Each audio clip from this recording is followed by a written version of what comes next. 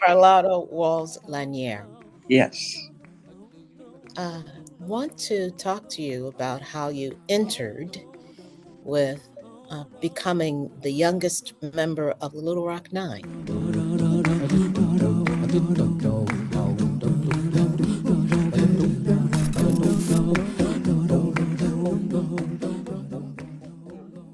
To be honest with you, I was really a part of 39 students that Mhm. evidently had been selected after 114 had elected to go to Little Rock Central High School. So you volunteered. I volunteered, and I expected those 39 there to be Yes, on September 4th, and it turned out to be nine of us. Actually, it was 10 that day yes. who What attempted happened?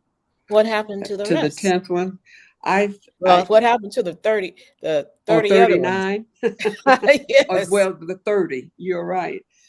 Uh, the 30, for various reasons, just didn't come. And I think I know why.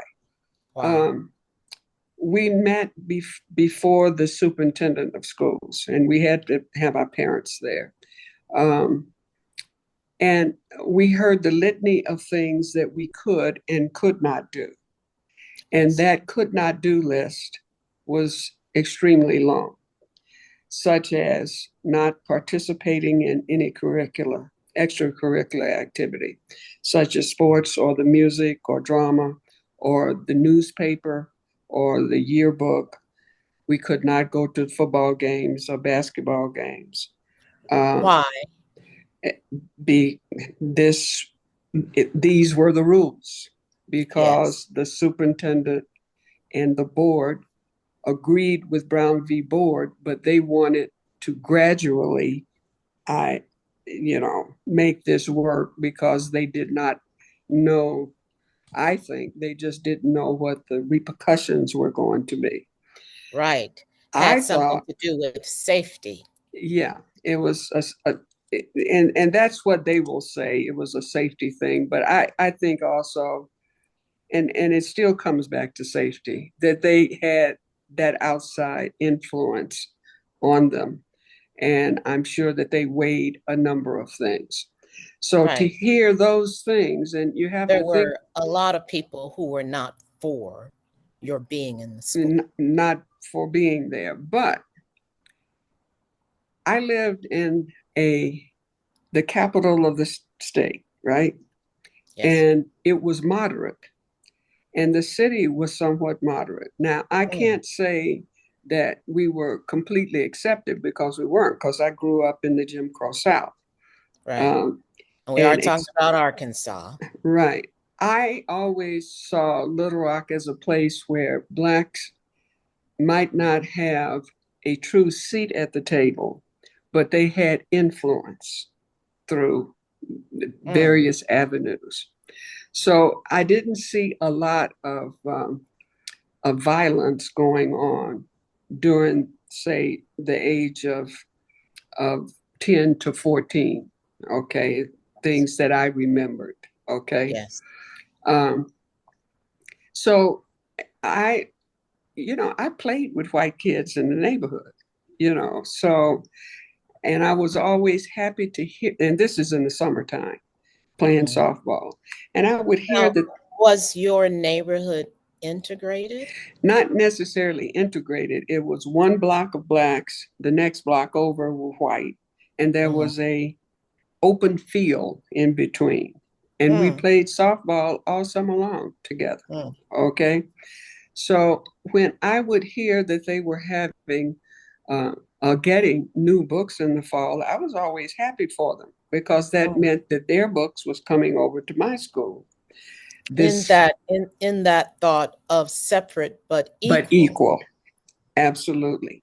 Then They got Brown new happened, books and then you would get their books. and I would get their book. So I never had a book that was new where my name was first in the Right. book. So, you know, I was pleased that they were getting new ones because I knew that what was going to be sent to my school was newer than what we had. So Mm. that was So separate but equal didn't mean necessarily equal. it was not equal. It was You're absolutely correct. Separate was not equal. Right. So uh, to reinforce Brown v. Board piece is that here's my opportunity. So I had that opportunity in the ninth grade to sign the sheet of paper to say that I was interested and would like to go to Central. I mean, that was in April of 1957, and I didn't even discuss it when I went home because And how old were you? I was 14, 14. right? And so no discussion until that postcard came and said for me to, on a certain day, go and register at the school. And then I could see some pride in my father's and mother's eyes and face that, the things that they had taught me from cradle on was materializing, I guess. Um, my father was one who felt that he had served well for his country in World War II. And I'll never forget him always saying, they don't separate my dollars from white dollars. Black dollars are not in one pile and white dollars in another. And that we should have what everyone else uh, happens to enjoy. So that was, how I grew up. So knowing this, I knew that this was my opportunity to go through the door, whether it was a crack in the door or swung wide open, because that's what they taught me. So it was simple just to sign it and not even speak about it because I knew this was the right thing to do. And the Supreme Court had given me that right. So that's where I was mentally. Right. This is what year? Yeah, 1957. Yeah. Yes. It was when you stepped onto the world stage and what America experienced watching their TVs, uh, you being walked in, the Little Rock Nine being walked in with troops. That that was the third attempt. Yes. What Because was the first and second? the first one was we were denied by the Arkansas National Guard that had been called out to protect the citizens of Little Rock. So I assume, and my guess is my parents assumed the same thing, that they were there to make sure that if anything happened, that they would protect us. That was not the case.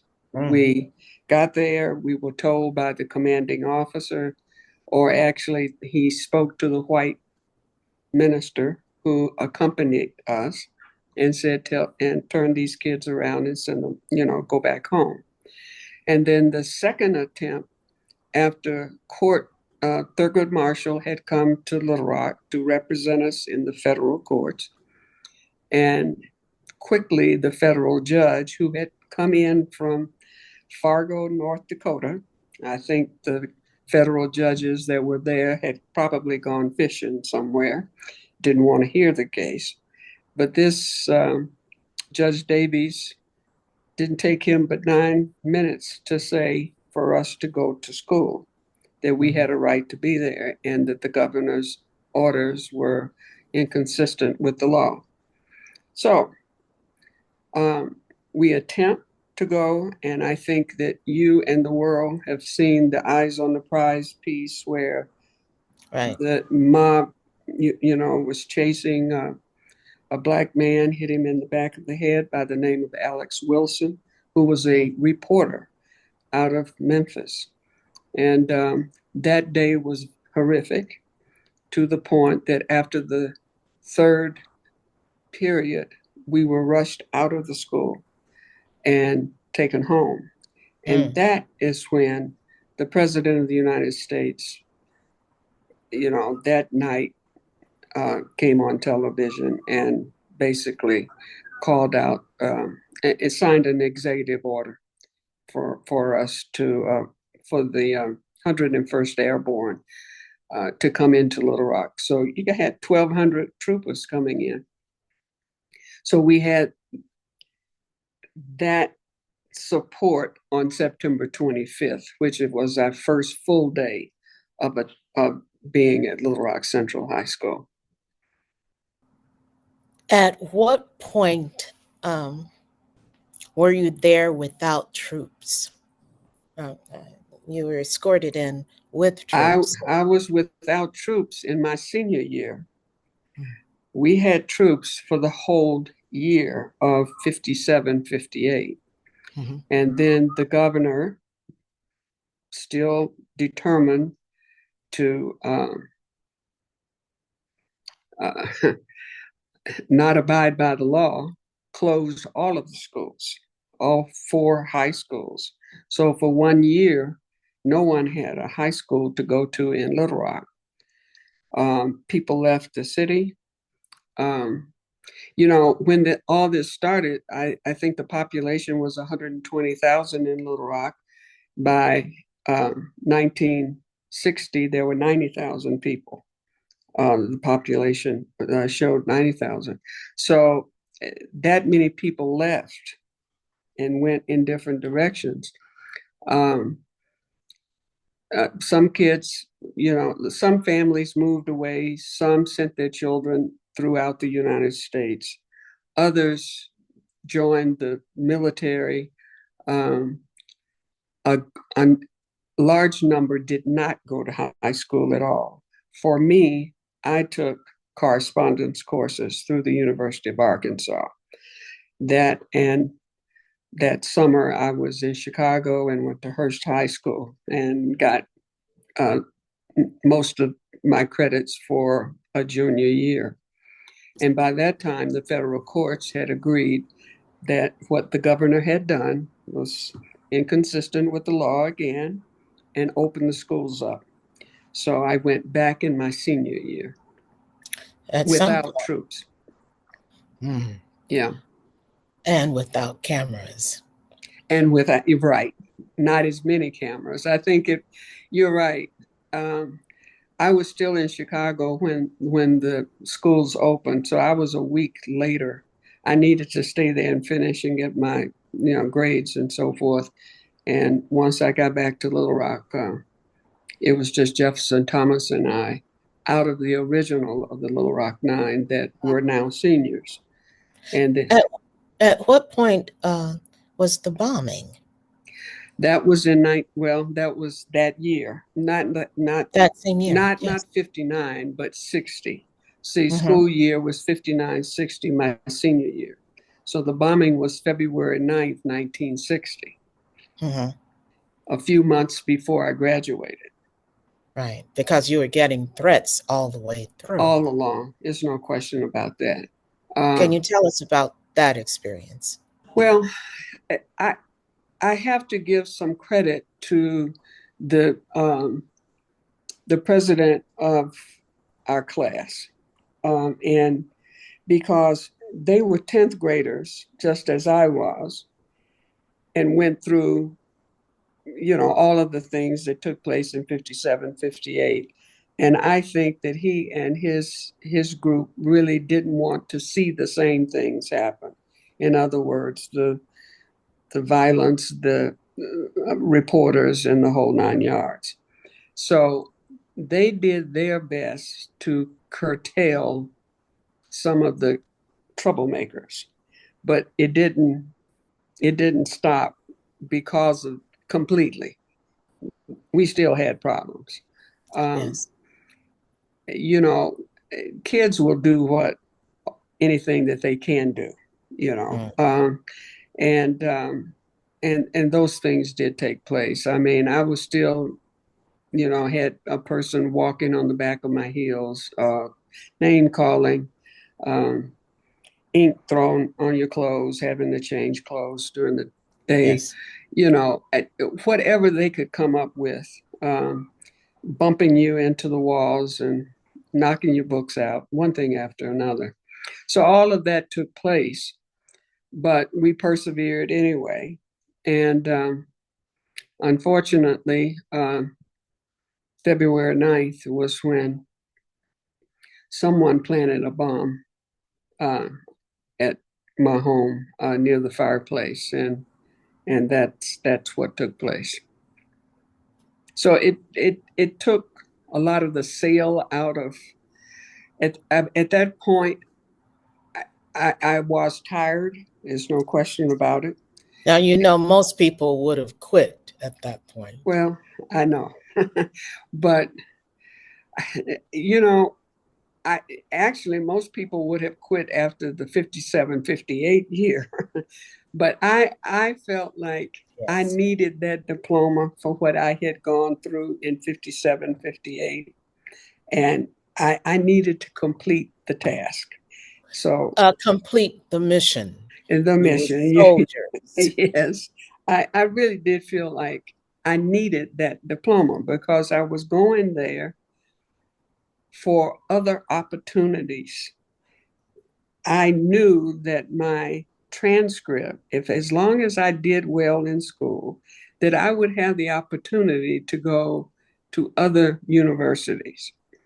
Most of my family had gone to Philander, Tuskegee, Talladega, Hampton, and I thought that was great. But I had the opportunity to see other schools throughout the Mm, country. And why can't I go, mm, to a school back east and or in the Midwest or on the West Coast? And, you know, the percentage of kids finishing from this high school going off to college was very high. So, yes. and with scholarships. So that was a driving point for me. So There, there were wonderful Black teachers, wonderful Black schools. true. A point being to have the opportunities to choose That's the where you word. want to go. Choose. I Choices. yeah, you have to have. I believe in choices in life, and once you make that choice, then you are to see it through. Hmm. That's how I grew Yeah. up. Okay. Fantastic Black institutions. A talking point is was is Mm-hmm. about choice, whether you want to go to uh, drink at a certain fountain Right. or go to the bathroom where you please, Or go into being a restaurant. choices. Yes. Yes, yes. And see, I never went into a restaurant in Little Rock. Okay. It other than a black cafe or a black restaurant. Okay. So, yes, it's about choices. And, Regina, part of Hmm. it too had to do with at the age of 8, I had spent the summer in New York City Yes. with a, a relative. Okay. So I saw a difference even Very different than the Jim Crow South. right at 8 years of age. So why can't I have this? You know, I should Choices, have the opportunities to do these things. freedom. That's all it is. And I was free in the mind. It's just Yes, okay. yes.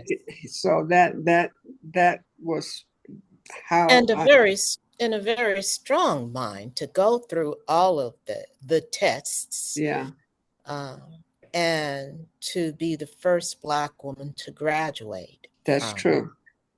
Yeah, I needed that diploma, especially with 57, 58, and then with the bombing. I needed to validate everything that I had gone through, and I needed that diploma Right, to finish the mission. and finish the mission. You're right. Now, you have children, you have grandchildren, Right. that know your history Yes, they do. and the sacrifices that you made. Mhm. Did you feel that those sacrifices had, uh, your sacrifices had a certain outcome in terms of uh, the country moving forward? Well, yes, I think a number of things. Um, my children and others it had the opportunity to be in classrooms with other people that did not look like them, and for the others to get the opportunity to understand other people. In other words, the white, so-called white majority. I say so-called because I personally think people of color are the majority, but but they are known as the white majority, and that gives them the opportunity to learn from us. So I do think Yes. from 1954, the basis of Brown v. Board, or say 57, when we went to school. If we had not been successful, I think it would have been successful later in life. But because we were successful, that gave other kids and other communities to have their children to go to school and be in classrooms with others that didn't look like them. So I think that says a lot. You learn from each other, and I can say though that I personally think I've got a master's to a PhD in white people. I just wish Mm. they'd get a GED in black people. But Mm. anyway, that's how that's kind of how I see it. Um, The pendulum was swinging it was at that point in time in yes, America in terms of social justice, yes. and a move forward. Hmm. How do you feel today? I'm afraid that we are experiencing uh, a backward movement, and and it's out of it's almost out of reach at times. It is just rolling downhill in Mm. the direction of Jim Crow South and worse, Mm. as far as Mm. I'm concerned. All of the positive things that have taken place um, in these 60s plus years Yes. that wiped out And it's three, so interesting you say 60 plus years. It wasn't hundreds of years ago. no, It's no, no. only, See, now, I'm thinking that the progress was made from 54 on, okay? yes. 300 and some odd years, we lived a certain way. Mhm. We've had the Civil Rights Act, we've had the Voters' Rights Act, we've had the Women's Rights Act, Housing Rights Act. All of these things came out of that decision in 1954. It all goes back to it. And to Yes. me, uh, progress had been made or was being made. And all of those laws now are being uh, worked on to get rid of one Right. way or another. Yes. And I am saddened by that uh, because it's going to take a great deal of effort to either stop this train that is running in that direction or either stop it or have to start redoing all of these uh, laws again Right. for And people to live by. And I yes. And after going through so much, right uh, I'm is sure it's the disheartening. vision, and I know it was instilled in me that you are going through certain things so that the next generation doesn't have Have to to go through this again. absolutely, But absolutely. here we are. Here we Uh, are. with your children, your grandchildren, how are they feeling? Well, um, I'm proud of the fact that they both have experienced the better parts of things. Okay, and they How are they understand. looking towards the One future? one is 15 and the other one is 10. And my Mhm. 10-year-old grandson is so they're both proud of me, but he is so proud that he's had me to come to his kindergarten class, his first Oh, grade class, his yes. third grade class. Mm, So, and he wants me to tell my story to his yes. friends. So I think that that's important, that it's a foundation, because I do feel that most children, you teach them from cradle to about 8, 9, 10 years of age. After that, it's all about experiences out there in the Mm, playground and so forth. So those values have to be strong early on.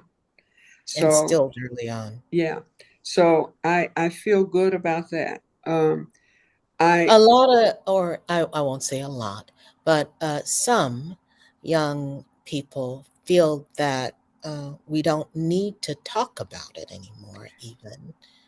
well, I disagree with that. I grew up hearing the stories at my table, at my great aunts and uncles' tables, as to how they got to where they are and Yes, what others had to go through. And that is a foundation in learning how to uh, deal with what is going on around you, but most importantly, that you can accomplish yes, something, whatever it is. And I'll never forget my grandfather making a point with a young man that one of my friends that we were playing softball with, and he asked him, what, what do you want to be in life? And he stuttered, he couldn't come up. He said, "That's okay, son." He said, "If you want to be a ditch digger, just be the best goddamn ditch digger there is." So, in other words, be the best do your personal best at whatever it is, whether it's ditch digging or being a doctor, lawyer, Indian chief, whatever. yes, So that is how those things are important to me, for young people to understand just the simple things in life, that yes. and that they have to know who they are and whose they are, Hmm. and be proud of that and be able Right, to go where they about, come from. yeah, Yes, and be and it. go after it. Yes, and it's important in terms of, I believe that for young people looking forward, that they know where they Right, come from. right. So they know what It lies had ahead. right, I know and there's it can such happen. temptation right now. Yeah. Hmm. And we can't just, my son had a problem, I felt, especially in high school, when he would say, well, it's not right. I said, I know it's not right, but this is what you have to find a way to either get around it or find another way to accomplish what it is that you're after. Yes. You can't argue with the teacher because that teacher is the one who's going to give you that grade. So Mhm. you have to understand how to maneuver through all of this, and that is Yes. what my generation, they knew how to do it, okay, Right. or they worked at it. Let me put it that way. They worked Right. at trying to get through it, and our And there are history different ways in of different ways. maneuvering, navigating. You're There are absolutely, several to know that. and you There know are what? different roads. And it's going to come back. It's got to come back to that, because Yes. it's going to take that effort today Yes. to get us back on track. Yes. It's an unfortunate thing that I'm going to have to leave. And I told my daughter this, that I'm sorry to leave this with you and your generation and those after Mm, you, to help get us back to where we were and go forward again. yes. And it is, again, looking back to trailblazers like you, Well, that there are these different paths that have been doors that have been Open. broken Yeah. down, opened, and uh, to know what those strategies were uh, And that worked for us. that's the word, Yes, strategies. And yes, and the Democratic Party better come up with some strategies. That's mm, the way I look at it. yes. By looking at the old book and writing something new that fits these times. That fits these times. The old playbook is not going to work, but you can take some good from that Yes, and develop something better. yes, And I that think that, fits. and that's what's going to have to happen. Yes. I just hope they realize that. I think that people know. I Yeah. think people know that, and I think once people start speaking it out loud, speaking to each other, these conversations that are sorely needed right now, and that's an Mm-hmm. intergenerational conversation. Right. I think that people will be empowered. And I encourage people to read more. I Mm, don't know how much reading of our past histories and so forth are being done. And I know that they are banning books. And as I hmm have spoken uh, to colleges and high school yes, students, get that list and then go yes, get them, you because know, you are empowered by history, by your those. history. That's right. Hmm So I suggest they get the list and get those books. Yes, and there is the oral tradition, Right, talking to family members, your children, grandchildren, right. talking to you and passing it And on. passing it on. Right. Yes, passing that flame, sharing that flame. Well, Uh, okay. you I, are you I are a hope. beacon. Absolutely. Well, I don't look at myself that way, but I've accepted some of this, to be honest with you. Yes. Yeah. Uh, But we, it we really we the embrace we it's embrace your light. it Yes. it's the home teaching, really, and the extended family that taught us. So Mhm. I just think we need to get back to that sort of thing.